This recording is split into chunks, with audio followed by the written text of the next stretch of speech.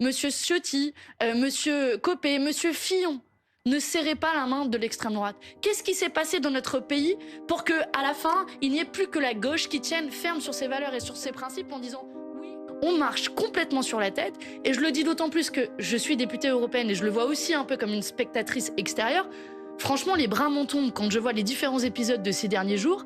Et je pense qu'on est en train d'assister et je le dis devant un spécialiste de droit constitutionnel, mais on est peut-être en train d'assister à la déchéance de la Ve République qui n'est plus capable de canaliser des faits politiques majoritaires. Moi, j'assume qu'il y a un vote à l'Assemblée nationale et que ce vote est souverain. Et le vote des députés a dit très clairement qu'il ne devait pas y avoir de vice-présidence du Rassemblement national parce que nous considérons qu'ils sont en dehors du champ républicain. Et je sais que, par exemple, l'épisode des mains serrées a fait beaucoup de débats. Pourquoi les députés de gauche ne serraient pas la main du Rassemblement national. Et acceptent leur voix pour être élus. Non, n'accepte pas leur voix parce que nous aurions été élus en toute hypothèse et sans les voix du Rassemblement national.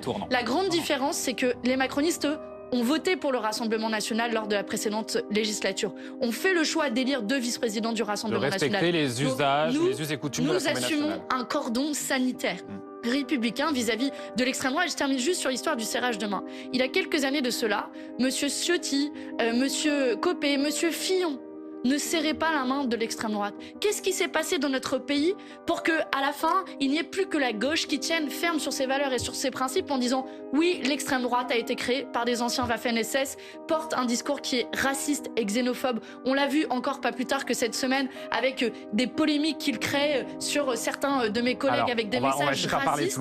Donc moi, j'assume tout à fait de dire que nous devons avoir une séparation très stricte vis-à-vis du Rassemblement national.